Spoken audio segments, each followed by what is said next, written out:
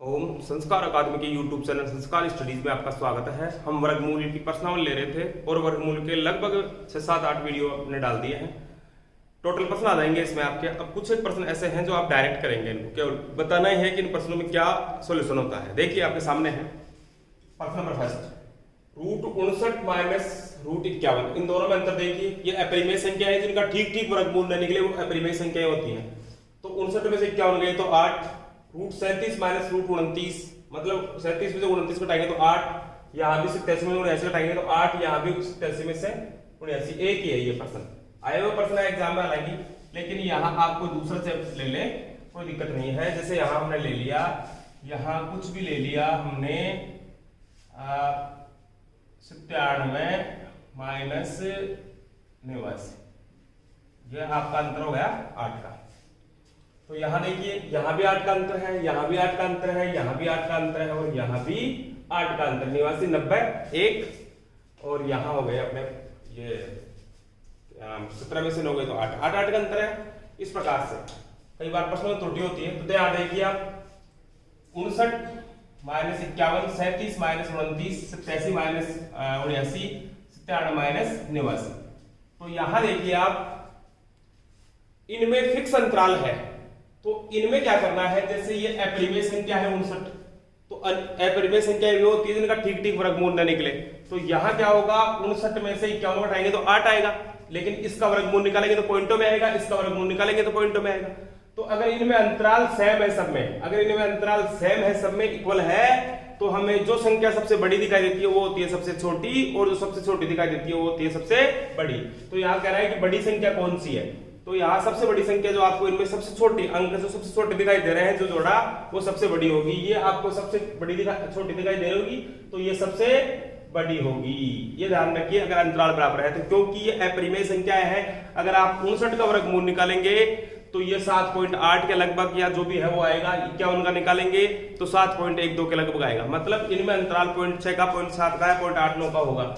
यहाँ और यहाँ करेंगे तो जैसे यहाँ इसका जो वर्गमूल निकालेंगे वो इसका वर्गमूल निकालेंगे, इन दोनों के बीच का अंतराल इसके अंतराल से ज्यादा होगा, मतलब इसका इन सबसे ज्यादा होगा। तो ये ध्यान रखना है, इनमें जो सबसे बड़ी संख्या दिखाई देती है वो तो होती है एक्चुअल में सबसे छोटी, और जो सबसे छोटी दिखाई देती है वो होती है सबसे बड़ी। तो यहाँ ये सबसे बड़ी दिखाई दे रही है आपको, तो ये सबसे छोटी होगी, ये ध्यान रखिए आप। फिर आते हैं प्रश्न नंबर 2 पे। ये बीजगणित की प्रश्नावली से रिलेटेड है, लेकिन कई बार इसमें भी आ जाता है, वर्गमूल में भी, घातांक करने में भी आ जाते हैं ये। तो यहाँ देखिए √2 का मान दिया है, कई बार √3 का मान दे देता है। तो यहाँ ये कह रहा है कि √2 बराबर 1.414, अपरिमेय है, पूरा पूरा मान नहीं दिया, लेकिन यहाँ तक दिया है आपको। तो 1/√2 + 1 का मान होगा। तो हम क्या करेंगे, इसको सरल करते हैं थोड़ा सा। देखिए इस कंडीशन में कोई भी प्रश्न आए तो उसको आप उल्टा लिख दीजिएगा, मैंने आपको बताया था। तो 1/√2 + 1 इंटू इसका करते हैं परिमेयकरण, और परिमेयकरण करने के बाद मैं आपको डायरेक्ट इसका आंसर बताऊंगा। इसको विपरीत चिन्ह वाली संख्या से ऊपर नीचे गुणा करते हैं, ध्यान रखिए, विपरीत चिन्ह वाली संख्या से ऊपर नीचे गुणा करते हैं। इसको इससे गुणा किया तो √2 माइनस 1 बटे, इसको इससे गुणा करेंगे, एक प्लस की है एक माइनस की है, तो माइनस का चिन्ह आएगा, और इसका वर्गमूल निकालेंगे, इसका वर्ग करेंगे, गुणा करेंगे, मतलब तो 2 दूनी 4, 4 का वर्गमूल 2 और 1 ऐसा कैसा, तो √2 माइनस 1 हो गया। ध्यान रखिए इस प्रकार की कोई भी संख्या आती है, जैसे √3 माइनस 1, तो यहां आप इसको √3 + 1 से ऊपर नीचे गुणा करेंगे, परिमेयकरण करेंगे, तो इसमें ये अगर अंतराल 1 का है तो ये विपरीत चिन्ह वाली संख्या आपके पास आ जाती है। तो इसको हम लिख सकते हैं ऐसे, √2 माइनस 1 लिख सकते हैं इसको। ध्यान रखिए अगर आपके पास 1/√2 + 1 है तो इसको आप या ऐसे भी लिख सकते हैं, या √2 माइनस 1, ये दोनों बातें एक ही हैं। अगर एक में, अब देखिए एक में 1/√2 की वैल्यू + 1 जोड़ के भाग देते हैं एक में, तो वही आता है √2 की वैल्यू में 1 घटा दो, बात वही रहेगी।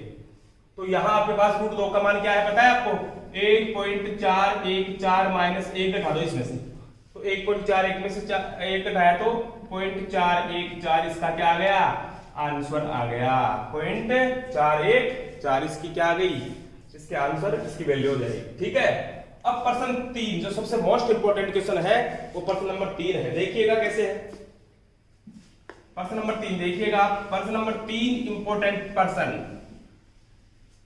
सबसे इंपोर्टेंट प्रश्न है 3 नंबर।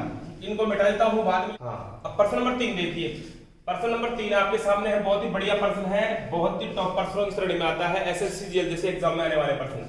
मैंने आपको ऐसी कंडीशन में ये कहा था कि इस प्रकार का कोई प्रश्न, जैसे मैंने कहा था 8, इससे पिछले वाले वीडियो में 2 रूट 15, मतलब 8 के ऐसे 2 टुकड़े करोगे गुणा करने पर 15 आ जाए, तो आप लिखोगे 5 और 3, 5 और 3 कितने होते हैं 8, और 5 3 15। तो यहां में क्या करना है, 84 के ऐसे 2 टुकड़े करने हैं कि गुणा करने पर ये है, लेकिन यहां शर्त ये है कि 2 होना चाहिए बाहर, रूट से बाहर, तो यहाँ 2 नहीं है 18 है, तो आप क्या करोगे 18 का वर्ग 324 इंटू 3, तो इसको गुणा करेंगे तो 972 हो जाएगा। कितना हो जाएगा 972।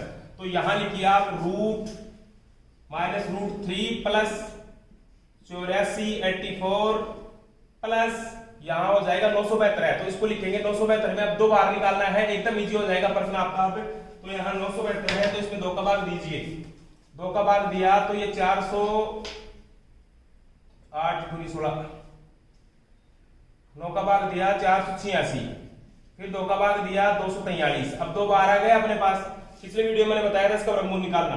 तो यहाँ रूट माइनस रूट 3 प्लस यहां लिख दीजिए आप 2 रूट 243। अब यहाँ 2 रूट 243 लिख दिया, तो 84 के ऐसे 2 टुकड़े करिए जो गुणा करने पर हमारे पास 243 आए और जोड़ने या घटाने पर 84। तो ऐसी संख्या अपने पास हो गई 81 और 3। 81 को 3 से करेंगे गुणा तो 243 हो जाएगा, और 81 में 3 जोड़ेंगे 84 आ जाएगा। तो यहां देखिए आप लिखोगे root 81 minus root 3, sorry plus root 3। अब यहां हल करते हैं, तो यहां इसका वर्ग माइनस के रूट 3 प्लस 9 प्लस 3 रूट 3। यहां देखिए ये इससे कट गया, रूट 3 से रूट, एक प्लस का है एक माइनस का है, रूट 3 से रूट 3 कट गया, क्या बच गया रूट 9 बच गया, और रूट 9 बच गया तो 9 का वर्गमूल कितना आता है 3, तो इसका आंसर हो गया 3। बहुत ही बढ़िया प्रश्न है, बहुत ही बढ़िया प्रश्न है। अगर आपको पीछे प्रश्न अगर छोटे छोटे हैं तो ये आराम से इन प्रश्नों को कर सकते हैं। अब प्रश्न नंबर हमारे पास था, प्रश्न नंबर था 4 और 5 ये थे प्रश्न। 4 वाला प्रश्न ये था कि 2 की पावर 40 का आधा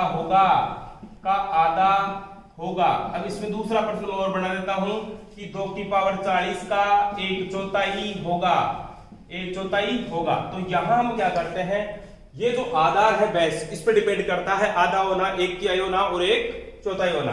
यहां जैसे 5 नंबर का प्रश्न मैंने आपको दिया था 3 की पावर 27 का 1/3 होगा, इसका मतलब तात्पर्य यह है इस बेस पे डिपेंड करता है। जैसे मैं आपको बता दूं 2 की पावर 3 है, तो इसका मतलब क्या हुआ, 2 को मैं 3 बार लिखूंगा, ये 3 बार लिख दिया, 2 दूनी 4, 4 दूनी 8, फिर आगे लिखता हूं 4 करता हूं, 8 दूनी 16, मतलब हर बार संख्या 2 गुनी होती जाती है, हर बार संख्या 2 गुनी होती जाती है। क्यों, क्योंकि ये 2 है यहाँ, तो 2 को ही तो लिखना है 4 बार, तो ये जो बेस है इस पे डिपेंड करता है। 4 है तो 4 गुनी हो जाएगी, 3 है तो 3 गुनी हो जाएगी। तो जैसे ही इसमें से, जैसे यहाँ 16 है, मैंने पावर 4 रख ली बेटा इस पर, और यहाँ 16 है तो इसमें 1 कम कर दूंगा मैं यहाँ, तो यहाँ 2 दूनी 4, 4 दूनी 8, 8 दूनी 16, तो 1 कम करते ही 8 रह जाएगा, 1 कम करते ही कितना रह जाएगा 8 रह जाएगा। तो ध्यान रखिए एक संख्या कम करते ही जो संख्या है अगर वो 2 गुनी होती है तो आधी हो जाएगी, 3 गुनी बेस 3 है तो 1/3 हो जाएगी, 4 है तो 1/4 हो जाएगी 1 कम करते ही, और हर बार गुणा करते हैं तो वो क्या होती जाती है, 2 संख्या बेस आधा 2 है तो 2 गुनी हो जाएगी, 3 है तो 3 गुनी हो जाएगी, 4 है तो 4 गुनी। तो जैसे ही इसका एक संख्या कम करेंगे, इसमें एक संख्या कम करेंगे, 2 की पावर 39 इसका आधा हो जाएगा। अब जैसे मान लो 2 की पावर 40 का 1/4 होगा, मतलब एक बार आपने क्या कर दिया आधा कर दिया, फिर दूसरी बार एक कम और कर दो तो वो 1/4 हो जाएगी संख्या।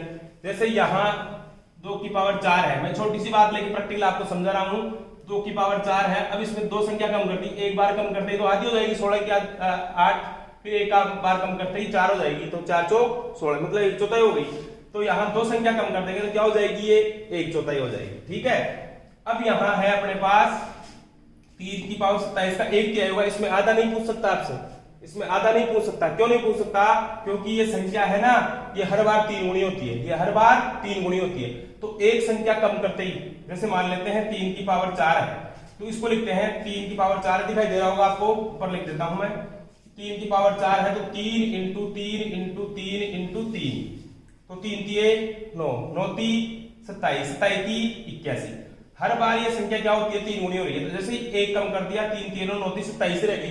अब 27 को 3 से गुणा करने पर एक 3 गुणी हो गई ना, तो इस बेस पे डिपेंड करता है ये, जैसे 3 3 9, 9 की 3 गुणी 27, तो ये इस प्रकार चलती है। तो हमेशा अगर एक की हो पूछे इसका, तो आप 3 की पावर 26 कर देना, मतलब इस संख्या पे डिपेंड करता है कि ये 3 है तो 3 गुणी होगी, तो एक की होगा, एक कम करते 4 है तो 1/4 हो जाएगा। जैसे यहाँ आ जाए 4 की पावर 27 का 1/4 होगा, अगर आपके पास ही आ जाए 4 की पावर 27 का 1/4 होगा, क्योंकि हर बार संख्या कितनी होती है, 4 गुणी होती है।